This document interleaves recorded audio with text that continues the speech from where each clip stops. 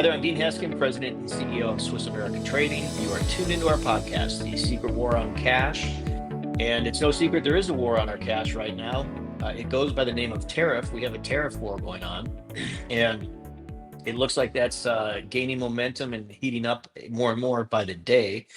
To talk about this today, I have my co-host, Chris Agelastos. Chris, how are you today? I'm doing better than the dollar. That is for sure. The dollar is under siege. It's under attack right now. And it doesn't look like it's going to get better. It's going to look back. It looks like it's going to get worse before it gets any better. And part of the worstness, if you will, of the dollar is largely in part due to BRICS and BRICS nations. And BRICS, this is not a new thing per se, but it's funny how these announcements keep coming as though they're wanting to make sure everybody knows they're serious, and I believe they are. But their huge announcement, they have a new payment system.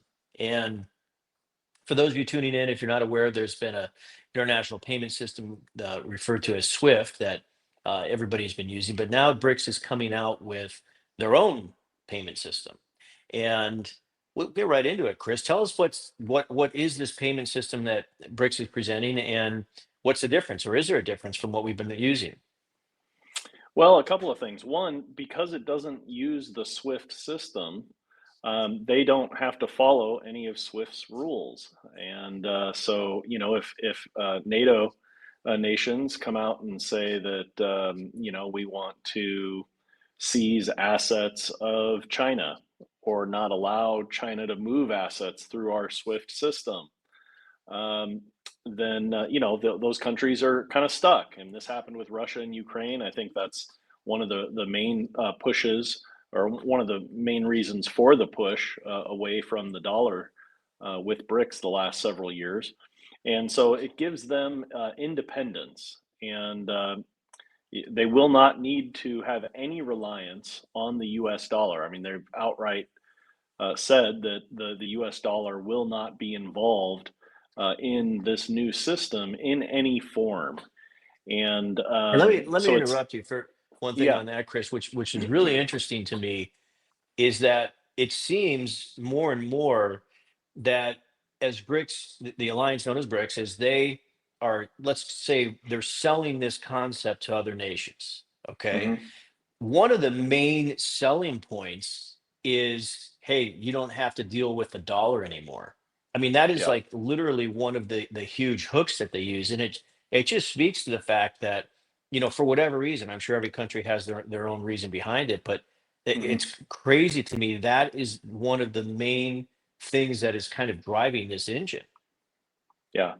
Yeah. Well, of course. I mean, not having to be susceptible to the losses in the value of the dollar, like we've seen over the years, and then also not have to abide by whatever guidelines the U.S. mainly puts into place, restricting them. I was thinking about it today. It's kind of like, in my current situation, I've got a couple of kids in college. I have some access to their banking system, right? I can put money in, I can give them some allowance, I can take some allowance away, I can see what they're spending money on. We're still connected, even though they're kind of moving out on their own. This is sort of like if my kids said, "Hey, Dad, never mind, we don't need your money anymore. We've got Bitcoin," right? And Right. they're using that in a completely different system. So it doesn't matter if I, shut down the bank account or don't transfer funds, or tell them, I'm not gonna cover your bills if you don't get good grades. And that's really similar to what BRICS is trying to do here, is have a completely independent system without anybody else overseeing it and putting restrictions on them. Sure. Well, and as they go to pitch or sell this concept to these other nations, it's certainly, if you look at what's taking place currently with gold prices escalating, the dollar's down over 10% for the year already. Yeah. It only kind of adds further fuel to that fire as well. It only is kind of like basically a way of saying, yeah, see, this is why we need to get away from the dollar. The dollar's weak, things are bad there. And that's the thing too, is like you can make the argument, supporting the dollar or utilizing the dollar is good for your country because of trade, commerce, etc. But holding a lot of dollars, if the dollar is going down this path of destruction, let's say, you don't want to be the one holding the bag when finally things finally implode, if you will, if unfortunately that ever occurs. And so now, if we Right. look here at this second article, talking about de-dollarization, 9 countries, and this one's a little older, but I wanted to bring this up. This other article is a few days old, but 9 countries ditched the US dollar. So we've had all this tariff talk going on. We've had, Trump doing what he really has to do, is trying to draw a line in the sand with these nations, but it doesn't seem like anything's working. You had 9 more countries jumping on board. And how Mhm. much longer can this happen before something finally gives? Well, I mean, I think for certain, in the next 10 years, we're going to see major changes. And they talk about that in this article. What we don't know is, are the bulk of those changes going to come in the next 12 months? Or is it going to be a little bit slower, and maybe things that we see over the next 5 to 10 years? So we know we're going to get there, because that's the direction the ship has been heading, and you can't just turn it around on a dime. I do think that the best thing the U.S. could do is make it desirable for these other nations to use the dollar like it once was in the past. And because you hear President Trump, he's threatening tariffs, right? And we have this trade war going, and now he's also saying to other nations that are talking about moving away from the dollar, that he's going to tariff them 100% or more. And he's making all of these threats, and a lot of these nations are already being tariffed, and seeing pretty high percentages. So, is his additional threat of doing it more really, does it really have that much teeth? And you can threaten people, and certainly that can have an effect, especially if you're in a position of power.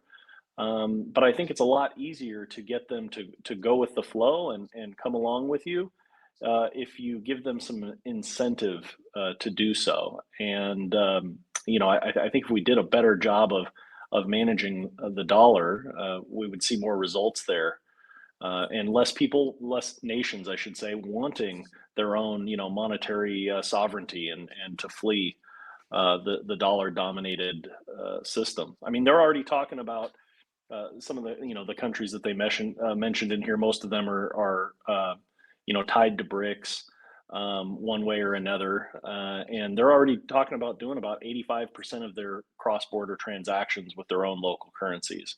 So it's not like they're just threatening Man. to do this; they're already doing it to quite a large part. So I don't think it's just going to go away and stop overnight. Sure, sure. I mean, it's all the very serious implications on our currency, our country, our markets. I mean, literally, it's like watching a soap opera almost. It's got all the drama. It's Reality got show.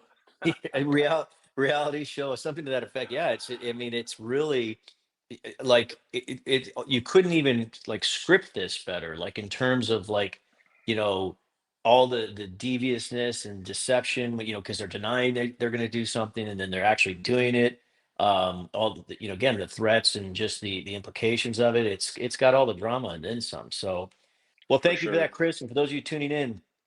Again, as I mentioned at the beginning of our show here, why our podcast is entitled "The Secret War on Cash," because there is in fact a war taking place on your and my cash right now. And to learn more about that, call Swiss America or visit us online, and you can get a free copy of our report that, coincidentally enough, is entitled "The Secret War." And you can do that at 1-800-289-2646. Or if you choose to visit us online, you can do that at www.SwissAmerica, all one word.com. Thank you, Chris. Thanks for those of you who've tuned in. And if you're subscribed to our podcast, or not subscribed, I should say, please do so, as we look forward to talking to you more in the future. Have a great rest of your day, and we look forward to seeing you very soon. Thanks. Take care.